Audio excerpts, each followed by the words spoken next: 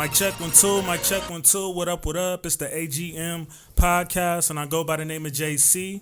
I'm here with my wonderful co-host, Dorian, a.k.a. Huso, and our lovely queen, Yana Captivate. What up? Got my guy Dre behind the camera lens once again. And this is episode number 8. Glad to be here. First, I want to thank King Jaquel Martin for stopping by last week and dropping them gems and just sharing this powerful story with us. Y'all can still go to awaronfriendlygrounds.com so y'all can purchase that book and just be on the lookout for his short film coming. Thank you so much, our brother. We really appreciate you, and we plan on having you back again soon. We've lost quite a few legends since the last time we've met up as well. I want to say rest in peace to DMX once again. It was a beautiful memorial service. I don't know if y'all caught it. I did not. Yeah. However, it was a DMX. Yeah, it was a wonderful service, man. A lot of stories that I didn't know prior, and as much as I messed with him, it was a lot of stuff that a lot of gems about him and more of his impact, how he was as a man. What happened? More of his impact of who he was as a man, rather than just the great music that he gave us. So rest in peace to the legendary X. Rest in peace to Paul Mooney, a pioneer in comedy that we just lost this morning. Rest in peace, Black Rob. Yeah, damn. It was crazy. We seen I don't know if y'all seen the clips of him pulling for DMX when he was in the hospital bed himself. But man, I had no idea it was gonna turn that dark that fast. Yeah. So yeah, man. Rest in peace, Black Rob.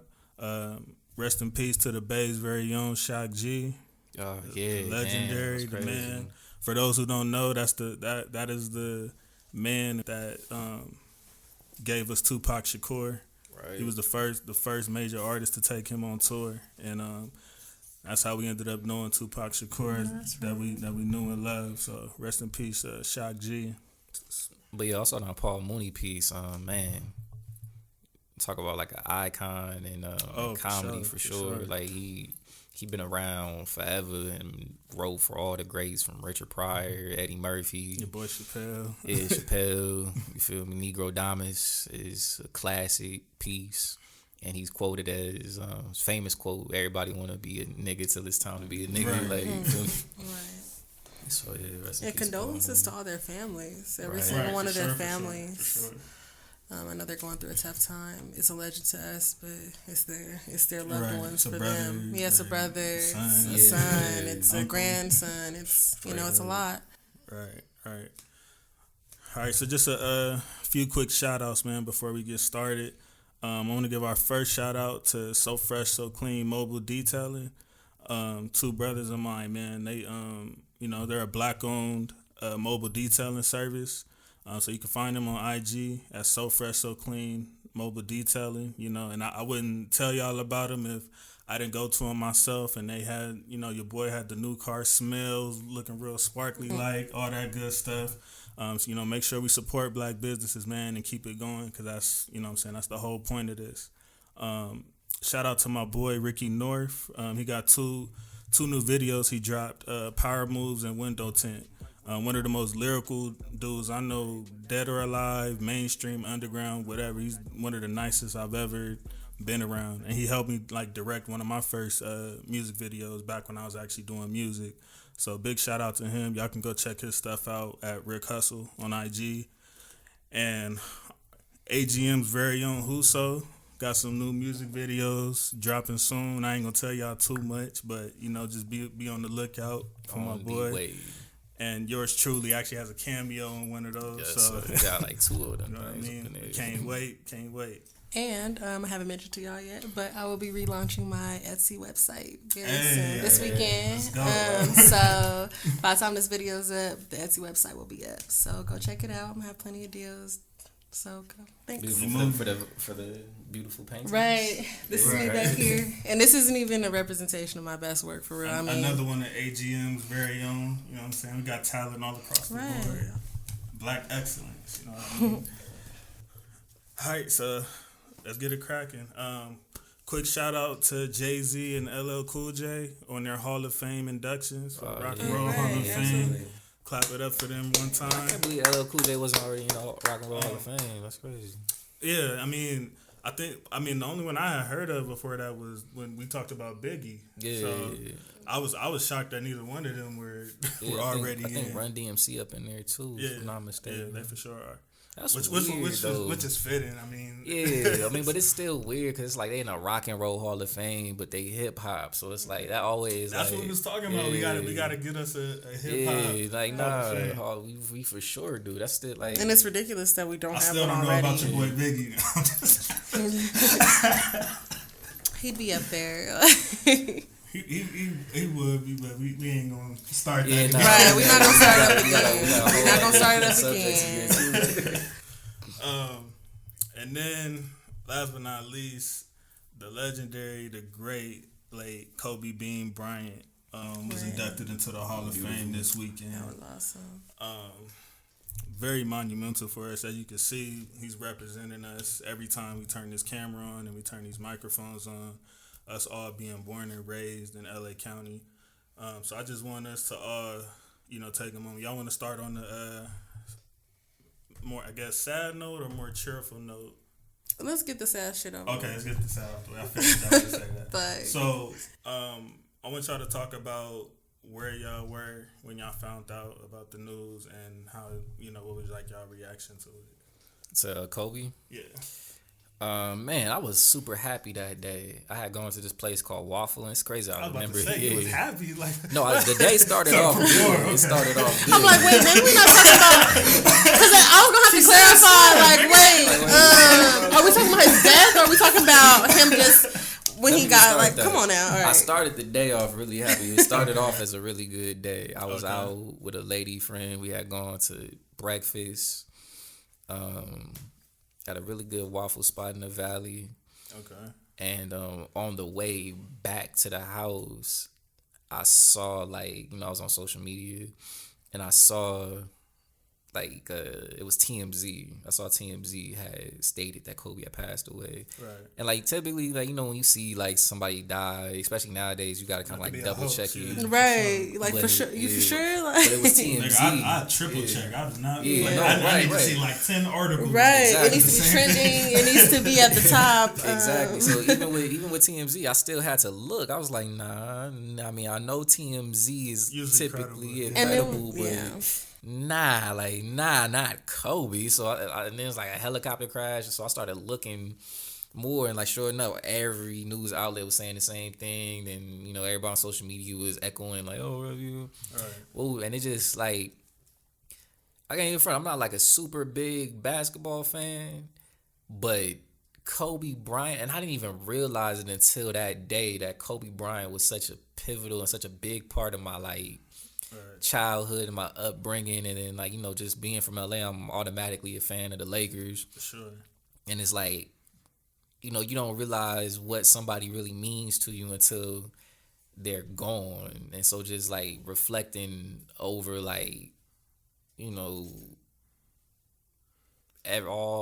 just reflecting over my childhood, just thinking about Kobe Bryant and just how he was there pretty much from the jump of my consciousness, honestly. Right. And then as I got older, we saw him grow as a player, grow as a man, overcome obstacles, and become a great player in his own right, independent of whoever else. And then the whole Mamba mentality is something that a lot of us apply to our lives. It's like a philosophy that we really get into, and just being focused and really being laser sharp on whatever it is you're trying to accomplish. So it really it definitely ruined the rest of my day for sure. I don't recall where I was. I'm pretty sure I saw it on social media. Mm-hmm. That or my cousin called me and cried because she be emotional about the deaths. I'm very different about death than a lot of people, so I'm not as emotional about a lot of different things. Don't get me wrong, I didn't connect with him either, so I wasn't as affected. It was incredible to see how people are affected and to see the impact that he's had on so many individuals or our culture, or really been a great impact on people's lives. I can't discredit that. I was big into basketball and the Lakers back when I was like, me and my sister were super close because she was a huge Laker fan. So I got to see him in his great prime, like as far as right before he ran the championship, and then they had the parade. My sister went to the parade. I wasn't able to. I was too young, but whatever the case may be, I got to see leading up to that point. I guess I don't know. Like I would think the late 10s, like it would have to be the 2010 era one. So I don't know. It was really dope to kind of get that insight. I've seen how great he is as a player. His work ethic is incredible. Incredibly saddened for his family and the loss that they had. Not only him, but his daughter as well. Right. And I feel like upon seeing it initially, it's one of those things that sounded outrageous as fuck. Like, it didn't seem like it was real. Not only the fact that he was dead, but the fact of the circumstance, like a helicopter crash of all things. Like, huh. But I mean, the same thing probably was felt for people with Aaliyah in the plane crash. Like, same idea. And then we just had lost Nip, before that? After? Yeah, that was before? The toughest part. So it's like, it was definitely a punch in the gut for our culture. Me being personally affected is neither here nor there. I'm just, that's not my place. But condolences to anybody who is missing out on they loved one for real, because that's hard regardless. All right. I had it had really hit me in a different way because of how, like, I'm not gonna say involved, but just how close I was to the situation versus the rest of the world. Like, I was actually working a production show like the night before that. I don't remember what the exact show was, but whatever it was, it kept me out there until like 2-3 in the morning. Mm-hmm. So when I was leaving at 2-3 in the morning, it was like super super foggy. Like, barely could see. I couldn't see anything. I mean, you guys would know these freeways more than me, but like until I got to the 14, I pretty much couldn't see anything. Like, it was bad. And this is like 2-3 in the morning in around that same area, where the crash happened. So I get home or whatever, obviously it's super late, so I just crashed, go straight to sleep.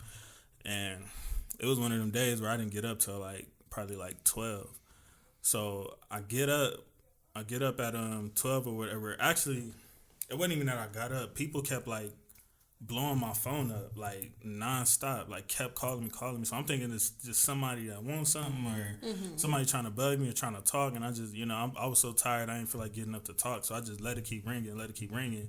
But it got to a point where I'm like, okay, something's going on. Like, the way my phone is going on, from the text to the notifications, everything. So I look at my phone, and obviously it's like bunch of messages down the line. It felt like a dream because I just see like, Kobe died. Did you hear that Kobe died? Kobe died. And it didn't even like look right. Like, that's I heard I think it was Skip Bayless who said you could have asked him about like 10,000 celebrities that if you would have told him there's a celebrity that was going to die the next day, you could have listed like 10,000 of them, and Kobe would have been like at the very bottom of the list. Like, It's not even imaginable to think like a world without Kobe Bryant, especially for me, because, similar to what Dorian echoed to my consciousness, I never really known a life without Kobe Bryant being a part of it, especially me being an LA native, especially me being diehard Laker fan the last 20 plus years. Like, it was just just crazy. And then, like, obviously I go do my Googles because that's how I am, period. Like, anytime I hear about anybody dying or just news, period, I don't ever just go off the first article I see. I need to see like at least 5 to 10 of echoing the same things for me to even think that it has some type of merit behind it. Before I even begin to believe it. And plus, I didn't want to believe it. I was hoping it was false. And then I ended up seeing the news that his daughter might have been on it with him, and that was the part that crushed me more than anything. I'm like, the one that he was so close to and was so connected to, like, you know what I'm saying? Like, it's just, that girl was 13 years old, man. And, it's like, I know her biggest goal was like just to make her dad proud and fulfill his legacy. From how, so many people was always talking about Kobe, like, oh, you got to have a son to carry on the legacy. And Kobe was like, nah, I'm good. Like, she got it. You know what I mean? So it's incredibly sad, for one, that, young teenage girl lost her life, but that she'll never be able to live out everything that she aspired to do, and that she's been working pretty much her whole life, which is what made her and her father so close, which he's admitted. So he said that even his older daughters, if they were into basketball the way she was, then he feels like they would have had a much closer relationship. So something he took a lot of pride in. So overall, man, I was just, heart was torn apart, saddened, more, like I said, more so than Kobe, like the kids that were on that condolences ride. To the other families that were there, because I do feel for that too. Like, it is unfortunate on their behalf that it was a tragedy that happened with such a big celebrity, because their grief got completely overlooked. That's pretty unfortunate. I mean, nobody wants to be ignored or overlooked when it comes to something so big. And I get it, and I'm sure they got some aspect of it, but they're human too. So condolences to the families that were impacted. For sure. Outside of Kobe and his family. D, what's like a memory that you could think of Kobe? Sort of like first thing that come to mind. One of the main things that come to mind, I don't know what game it was. I don't know if it was the playoffs. I don't know if it was a championship or whatever finals. But there's a clip of Kobe Bryant. He's like on the sideline, I guess, ready to get in the game. He's just looking at the game. And he's just like super focused on the game. But at the same time, like Chris Rock is like right there talking to him. I remember like trying to get his attention. It's like he's like really like like as close as we are right now. Chris Rock is sitting there, just like talking to him, trying just saying something. Chris Rock a funny guy, right? Right. But Kobe, like Chris Rock don't even exist right now. He's not just locked in. And that right there was so like inspiring to me, because it's like that's in order to be great and really take it to the next level, that's the level of focus that you gotta have. Be dialed in.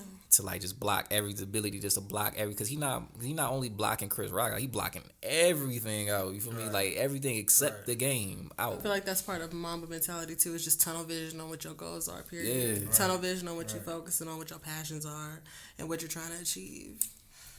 Yep. I would say for me, and I remember exactly what game it was. Game 7 in the 2000 Western Conference Finals. And it was the beginning of that run before that three-peat. Yeah. But we were down, I think, in the fourth quarter to Portland by like 13, 14 points or something like that. And we had like a run to come back and take the lead. But there was this dagger play where Kobe had like crossed Scottie Pippen and then went up and threw an alley-oop to Shaq. And then, I don't know if you've seen that famous clip where Shaq came down and he was pointing at his son in the audience. Because Shaq is just as vital to me as Kobe was coming up at that time. So that's probably like my biggest memory of those two was the beginning of that. And that moment right there is why I was able to like endure those terrible Laker years we just had a few years ago. It was like I always went back to that. Like, that's why I'm a Laker fan right there. But yeah, Kobe, he was just incredibly inspiring to my life. You know what I mean? With just the whole Laker foundation and the way he carried himself and the work ethic. And another reason why it hit me so hard, like Yana mentioned, I was still grieving Nip. LA was still trying to get over Nipsey, and then this happened like less than a year later. So it was just a terrible feeling, man. It's like, damn, like we can't catch a break right now, man. Like, but that's why we have them represented here, because I don't think there's two people from our city that or not from our city, but that represent our city more than those two. Right. So rest in peace, Kobe Bean. Congrats on the Hall of Fame induction. Well deserved. Absolutely. I mean, it's bittersweet that we'll never get to hear that speech. Yeah. That we won. Happy that his daughter got to accept it for him, though. It was wife. Wife, yeah. His daughter got the jacket. Daughter, You're yeah. right. I was like, no, I could have sworn. Well, yeah, that was the night before, and then the next day, his wife and Michael Jordan, Jordan didn't speak, but he like presented the Hall of Fame induction. So yeah, congrats to Kobe Bean, and congrats to everybody we mentioned that was inducted into the Hall of Fame.